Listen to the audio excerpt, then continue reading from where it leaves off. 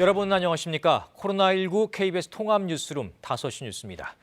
문재인 대통령이 어제 사의를 표명한 청와대 참모진 후속 인사를 단행했습니다. 신임 대통령 비서실장에 유영민 전 과기부 장관, 민정수석에는 신현수 전 국정원 기조실장을 임명했습니다.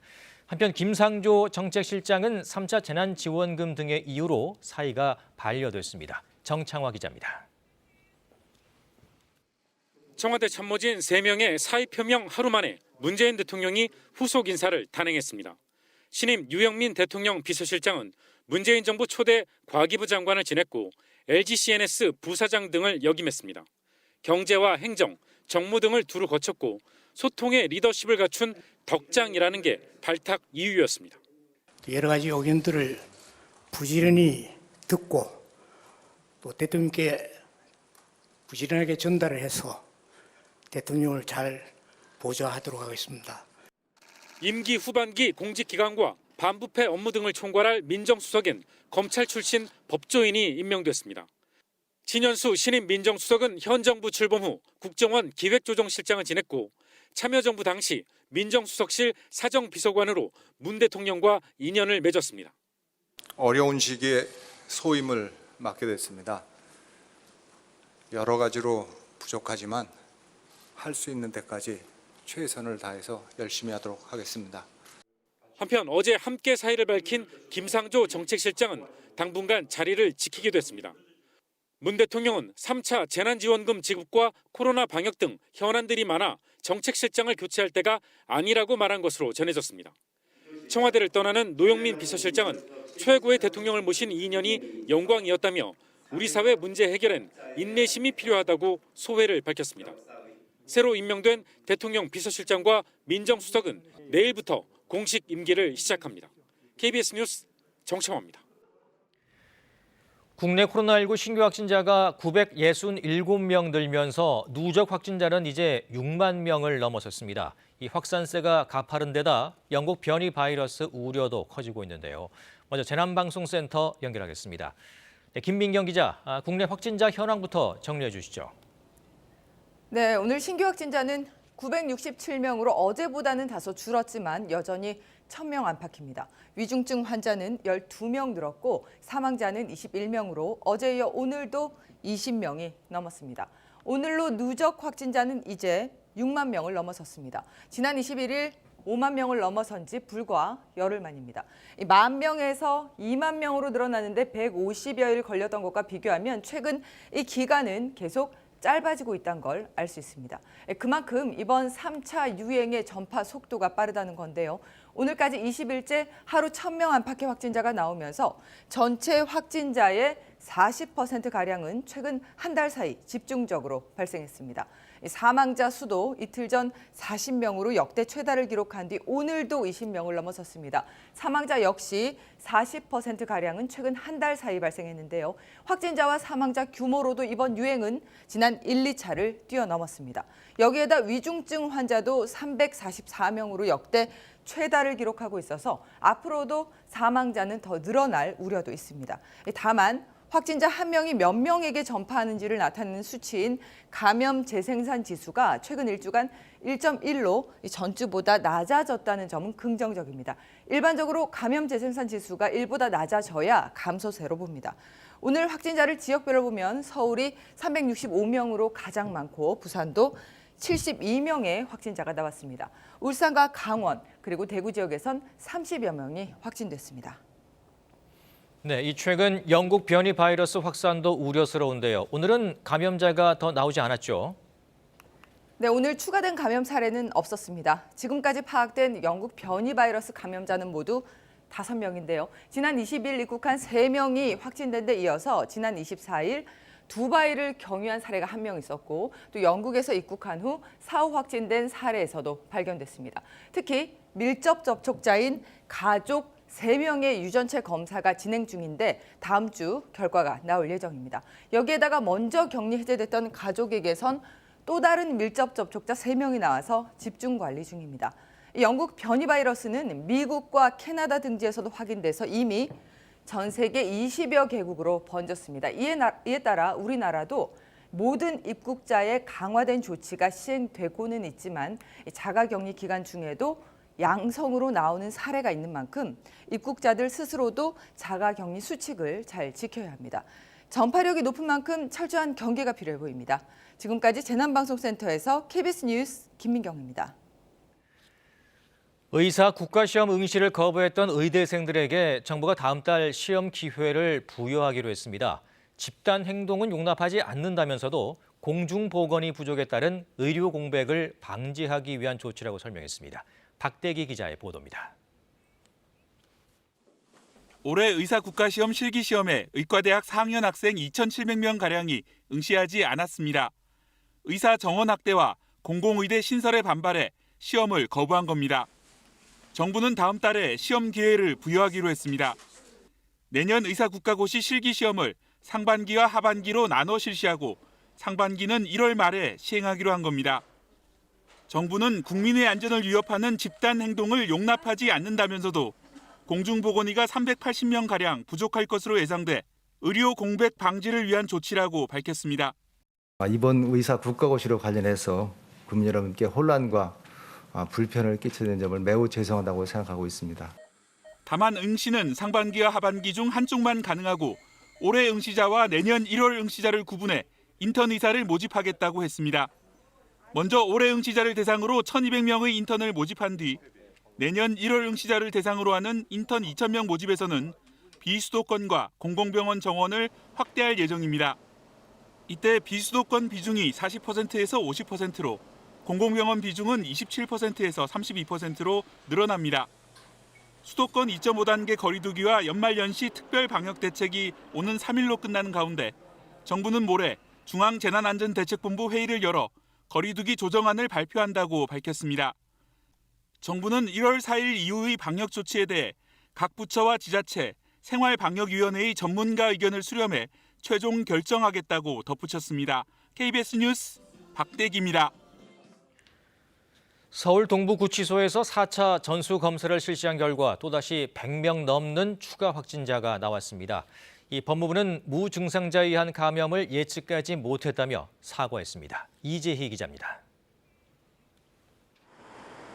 4차 전수검사 결과 서울 동부구치소 수용자 126명이 추가로 코로나19 확진 판정을 받았습니다. 수용자 14명에 대해선 아직 판정이 진행 중입니다. 이에 따라 동부구치소발 누적 확진자는 900명을 넘었는데 단일시설 집단 감염으로는 최대 규모입니다. 오늘 오전엔 서울구치소에서 코로나19 확진 판정을 받은 30대 수용자가 숨지기도 했습니다. 이와 관련해 이용구 법무부 차관은 오늘 오전 기자회견을 열고 이번 집단 감염 사태에 대해 사과했습니다. 코로나19 3차 대유행 뒤 무증상자에 의한 감염 가능성을 예측하지 못했다는 겁니다. 구금시설이 갖고 있는 한계와 선제적인 방역 조치의 미흡으로 이번 서울 동부구치소와 같은 사태가 발생하게 된 것에 대해 다시 한번 국민 여러분께 송구하다는 말씀을 드립니다. 이에 따라 앞으로 법무부의 교정시설 내 코로나19 확산 방지 대책은 무증상자 차단에 집중됩니다. 법무부는 먼저 무증상자도 찾아낼 수 있는 신속 항원 검사를 모든 교정시설 수용자와 직원을 대상으로 실시하겠다고 밝혔습니다. 또 신입 수용자에 대한 격리 기간을 2주에서 3주로 늘리고 2차례 검사를 해 음성이 나올 경우에만 격리를 해제하도록 했습니다. 이와 함께 법무부는 전국 교정시설에 대한 사회적 거리 두기를 오늘부터 2주 동안 3단계로 격상했습니다. 이 기간 동안 수용자들의 접견과 작업, 교육 등이 전면 제한되고 변호인 접견도 특별한 경우에만 실시됩니다. 한편 교정당국은 동부구치소 방충망을 훼손하고 창밖으로 내부 상황을 알린 수용자들에 대한 징계 조사에 들어갔습니다. KBS 뉴스 이재입니다. 지난 29일 밤 제주 해상에서 실종된 39톤급 어선 32명민호 선원 1명이 오늘 숨진 채 발견됐습니다. 해경은 나머지 선원 6명을 찾기 위한 수색을 이어가고 있습니다. 취재기자 연결합니다. 네, 나종훈 기자, 자세한 소식 전해주십시오. 해경은 오늘 오전 10시 반쯤 제주항 삼부두 주변 해상에서 시신 한 구를 발견했습니다. 해경은 지문 등 DNA 분석 결과 오늘 오전 발견된 시신이 35명민호의 조리장 73살 김모 씨로 확인됐다고 밝혔습니다. 해경은 밤샘 수색을 벌인 뒤 오늘 아침 7시부터 주간 수색을 이어가고 있는데요. 선박 9척과 항공기 5대를 투입해 사고 해상 주변을 중심으로 수색하고 있습니다. 해안가에서도 해경과 소방 인력 등 700여 명이 파도에 떠밀려 왔을지 모를 실종자를 찾고 있습니다. 해경은 기상 상황을 보며 제주항 방파제 주변 수중 수색도 계획하고 있습니다. 하지만 여전히 제주 앞바다에 풍랑특보가 내려지며 4m의 높은 파도가 일고 있어 실종자 수색 작업에 어려움을 겪고 있습니다. 제주시 한림 선적인 32명민호는 지난 29일 밤 9시 10분쯤 제주항 북쪽 1.3km 해상에서 뒤집힌 채 발견됐습니다. 이 배에는 선장 등 한국인 선원 4명과 인도네시아 국적 선원 3명 등 모두 7명이 타고 있었는데요. 해경은 뒤집힌 배 안에서 5명의 생존 신호를 확인했지만 기상 악화로 선내 진입에 어려움을 겪었습니다. 배는 강한 파도에 떠밀리다 제주항 방파제에 부딪히며 파손됐는데 오늘 숨진 채 발견된 선원 1명을 제외한 나머지 6명은 실종됐습니다. 지금까지 제주에서 KBS 뉴스 나종훈입니다. 지역별 코로나19 상황 자세히 살펴봅니다.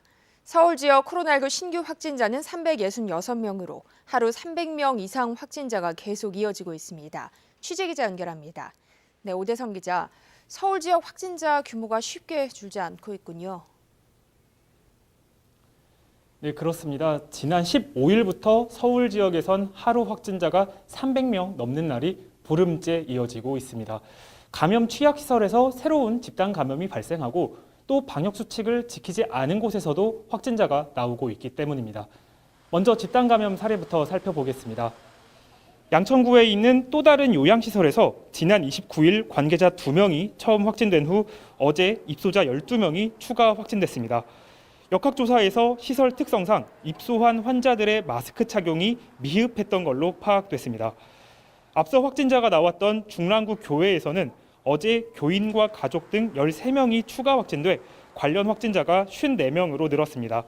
이 교회는 지난 성탄절 때 30여 명이 모여 소모임을 가진 걸로 파악됐는데 서울시는 교회를 고발 조치하고 5인 이상 사적 모임 금지 위반으로 과태료를 부과할 예정입니다. 송파구 장애인 생활시설과 동대문구 노인복지센터에서도 각 4명씩의 추가 확진자가 나왔는데요. 서울시는 해당 시설에 남아있는 확진자들을 오늘 중으로 병원으로 옮기겠다고 밝혔습니다. 다음 달 3일까지 운영하기로 했던 임시 선별검사소가 2주 더 연장되죠. 네, 서울 지역 임시 선별검사소에서는 그동안 33만여 건의 검사를 통해 900명 넘는 확진자를 발견했는데요.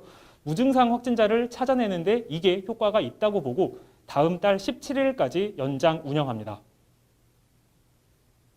가족 간 감염을 예방하기 위해 한 집당 한 사람 캠페인도 진행하고 있습니다. 더 많은 시민이 검사에 참여해 가족 간 감염을 사전에 차단할 수 있도록 하겠습니다. 의료진 피로를 줄이기 위해서 일부 검사소는 합쳐서 운영하고 운영 시간도 주말은 오후 1시까지로 단축하는 등 일부 변동이 있습니다. 임시선별검사소 위치와 운영 시간은 서울시 홈페이지와 120 다산콜센터 포털 검색을 통해 확인 가능합니다. 한편 1953년 시작된 보신각 제야의종 타종 행사는 올해는 온라인으로 대신합니다. 서울시는 고난 극복과 희망의 메시지를 담은 영상을 미리 준비해 뒀는데요. KBS 1텔레비전과 서울시 유튜브 등을 통해서 오늘 밤 새해가 시작될 무렵 타종 영상을 볼 수 있습니다. 지금까지 서울시청에서 KBS 뉴스 오대성입니다. 경기도에서는 오늘도 200명대의 코로나19 신규 확진자가 확인됐습니다. 이천물류센터와 군포 공장과 관련된 확진자 등이 추가됐습니다. 취재기자 연결해 자세한 소식 들어봅니다. 네, 이승재 기자, 경기도 확진자 수가 200명대를 계속 보이고 있군요. 네, 그렇습니다. 경기도는 코로나19 확진자가 225명이 늘어 누적 확진자는 14,451명이 됐다고 밝혔습니다. 지난 9일 200명대를 넘어선 이후 하루를 빼고 200~300명대의 신규 확진자 수를 유지하고 있는 건데요. 군포 공장과 관련해선 어제 하루 11명이 감염되면서 누적 확진자가 28명으로 늘었습니다. 이천물류센터에서도 7명이 확진 판정을 받아 관련 확진자는 30명이 됐습니다. 도내 임시선별검사소의 익명검사에서 양성 판정을 받은 신규 확진자는 49명입니다. 지난 14일부터 현재까지 임시 선별 검사소를 통해 확인된 도내 누적 확진자는 626명으로 집계됐습니다. 확진자를 접촉해 확진된 이들은 127명이며 감염 경로가 아직 확인되지 않은 확진자는 62명입니다. 경기도 내 사망자는 10명으로 파악돼 지금까지 모두 263명이 숨졌습니다. 추가 사망자는 70대에서 90대 고령 환자로 전담병원 등에서 치료를 받다 숨졌습니다. 이들 가운데 2명은 부천 요양병원, 2명은 고양 요양원에서 감염된 사례로 확인됐습니다. 두 요양시설 관련 누적 사망자는 부천이 44명, 고양이 5명으로 늘었습니다. 동일 집단 격리됐던 부천 요양병원의 남은 환자들은 오늘 모두 전담병원으로 옮겨졌습니다. 중대본이 관리하는 코로나19 거점 병원을 제외한 경기도 내 병상은 1,003개인데요. 이 가운데 77% 정도가 사용 중에 있습니다. 중증 병상은 97개로 요양병원 등에서 대기하던 고령의 기저 질환자 등으로 채워지면서 여유 병상은 29개인 상태입니다. 경기도 내 자택 대기 확진자는 모두 79명으로 병상 대기가 52명이며 생활치료센터 대기가 27명입니다. 인천에서는 오늘 모두 52명의 신규 확진자가 나왔다고 중앙방역대책본부는 밝혔습니다. 지금까지 경기도청에서 KBS 뉴스 이승재입니다. 대구 경북의 신규 확진자가 56명을 기록했습니다. 교회를 중심으로 이어지던 감염이 병원으로 확산한 데다 경북 포항에서도 연쇄 감염이 계속되면서 확산세가 꺾이지 않고 있습니다. 취재기자 연결합니다. 네, 정혜미 기자. 대구에서는 병원을 중심으로 코로나19가 확산하고 있죠. 네, 그렇습니다. 오늘 0시 기준 대구의 코로나19 확진자는 33명입니다. 이 가운데 26명이 지역 병원과 관련한 확진자들입니다.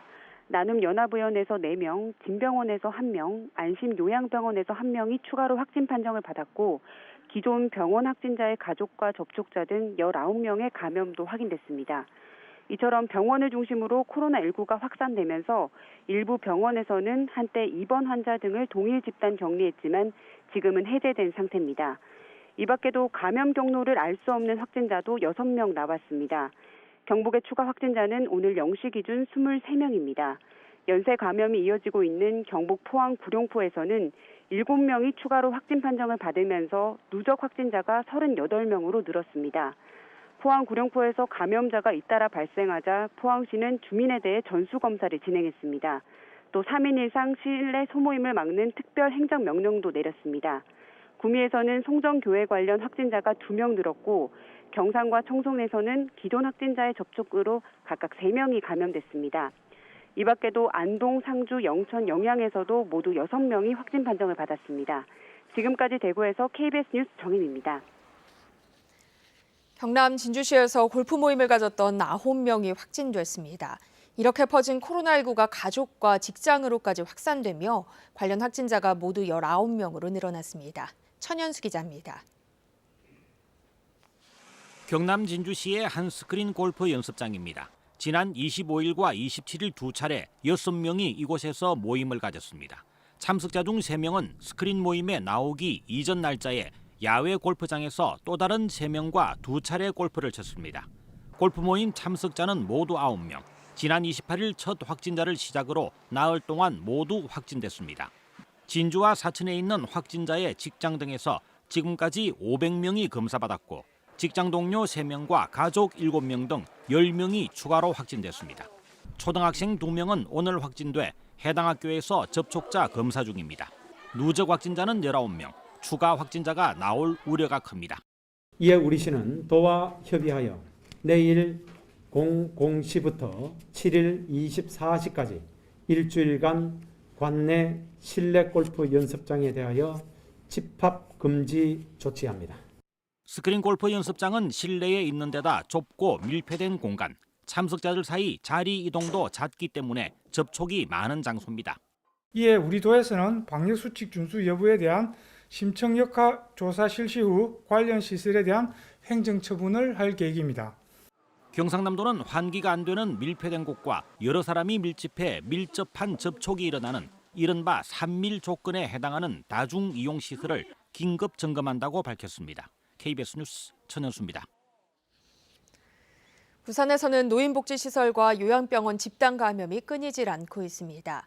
부산시는 요양병원 종사자에게만 적용한 방역수칙을 취약계층 복지시설 종사자에게도 확대 적용하기로 했습니다. 강예슬 기자입니다. 부산 영도구 파랑새 노인건강센터. 거동이 불편한 노인들이 머무는 장기 요양시설입니다. 현재까지 이곳에서 입소자 20명과 종사자 6명, 접촉자 3명 등 모두 29명이 코로나19 확진 판정을 받았습니다. 전체 3개동 중 1개동, 그중 1층과 3층에서만 확진자가 나왔습니다. 분리 작업들을 지금 저희가 진행하고 있습니다. 그렇게 함으로써 감염을 좀 최소화하도록 하려고 하고 있으나 혹시 저희가 모르는 다른 층의 또 감염이 진행됐던 것은 아닌지 하는 우려도 있습니다.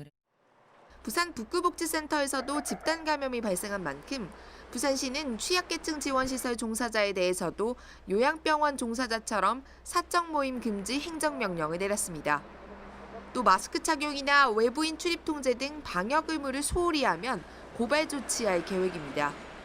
2차 집단 감염이 발생한 해트락 요양병원에서도 5명이 추가 확진 판정을 받아 관련 확진자는 14명으로 늘었습니다. 제2나라 요양병원도 정기검사에서 7명이 확진 판정을 받았습니다. 인창요양병원에선 80대 환자 1명이 숨져 부산의 코로나19 누적 사망자 수는 50명입니다. 이 외에도 부산에서는 보험 관련 사무실에서 근무하는 직원 3명과 감염원이 불명한 4명 등이 신규 확진자에 포함됐습니다. KBS 뉴스 강예슬입니다. 코로나19로 등교가 어려워지면서 특히 발달 장애인을 둔 가정에서는 자녀 돌봄에 더 큰 고통을 호소하고 있습니다. 그제는 집에 혼자 있던 발달 장애인 소년이 화재로 숨지는 사고까지 발생했습니다. 방준원 기자입니다. 집 내부가 형체를 알 수 없을 정도로 시커멓게 타버렸습니다. 이 집에서 불이 나 혼자 남아있던 16살 소년이 숨졌습니다. 이 소년은 발달장애를 앓고 있었는데 어머니가 동생을 데리고 잠깐 병원에 다녀온 사이 사고가 난 겁니다. 코로나 있기 전에 이렇게 보면 아버지가 매일 들고 학교를 이러고 요즘엔 안 봤지. 최근 코로나19로 발달장애인들을 돌보는 복지시설이나 학교 대부분이 문을 닫았습니다. 이럴 경우 특수학교에선 발달장애 아동을 따로 보살피는 긴급 돌봄 서비스를 제공합니다. 하지만 일반 학교는 이를 꼭 지켜야 할 의무가 없다 보니 발달장애인 가족 가운데 긴급 돌봄 서비스를 받지 못하는 경우가 많습니다. 이 같은 돌봄 사각지대를 막기 위해 긴급 활동 지원 급여 등 정부가 여러 대책을 내놨지만 홍보가 제대로 되지 않아 한 설문조사에서는 응답자의 3분의 2가 전혀 모른다고 답했습니다. 이러다 보니 돌봄 부담이 커진 발달장애인 부모 중 1명이 직장을 그만둔 경우도 20%나 됩니다. 발달장애인 당사자도 집안에서 무의미한 시간을 보내게 되고 가족들은 가족들대로 그것을 같이 돌봐야 되는 굉장히 어려운 상황에 1년 내내 노출되어 있었습니다.